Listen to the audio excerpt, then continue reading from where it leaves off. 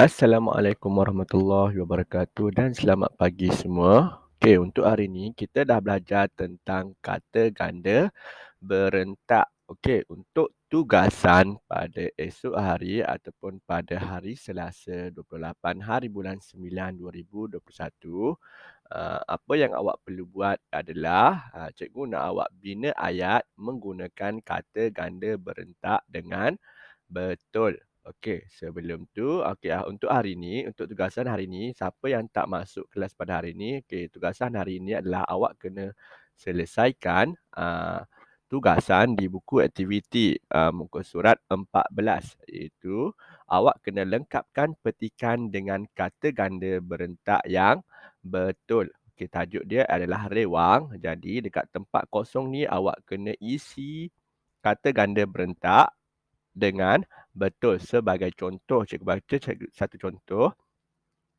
Perkataan rewang berasal daripada bahasa Jawa yang membawa maksud beramai-ramai atau membanting tulang. Bergotong royong. Okey, jawapan dia adalah bergotong royong menyediakan persiapan sesuatu.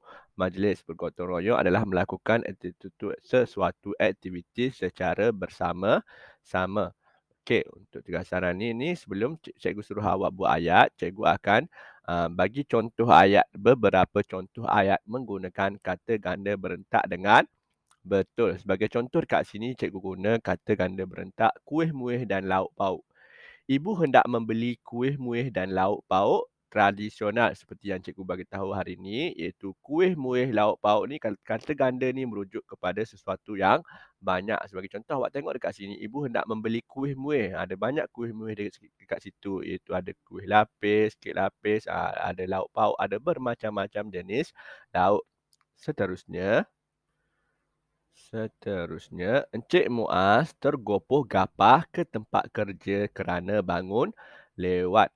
Sebagai contoh, tergopoh gapah ni maksud dia adalah membuat sesuatu dengan terburu-buru, tergesa-gesa. Tergopoh gapah ni maksud dia membuat sesuatu dengan tergesa-gesa. Sebagai contoh, cikgu bagi tahu tadi dalam kelas tadi, Cikgu Azwan tergopoh gapah apabila hendak memasuki Google Meet kerana dia bangun lambat sebagai contoh. Seterusnya adalah suasana di pasar riuh rendah kerana ramai pengunjung yang datang. Riuh rendah ni merujuk kepada sesuatu yang bising.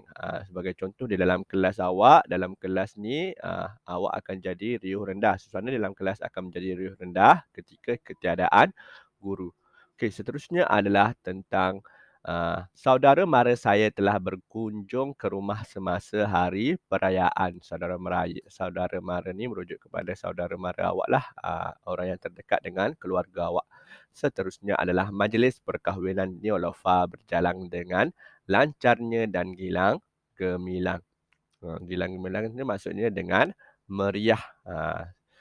Jadi, tugasan awak adalah cikgu nak awak sediakan buku tulis bahasa Melayu dan awak tulis hari dengan tarikh dekat atas, dan awak pun salin balik apa yang cikgu tulis dekat sini, iaitu bina ayat menggunakan kata ganda berentak yang diberi. Okey, cikgu bagi 5 contoh kata ganda berentak. Jadi cikgu nak awak bina ayat menggunakan kata berentak di bawah ini. Okey, sebagai contoh, kuih muih.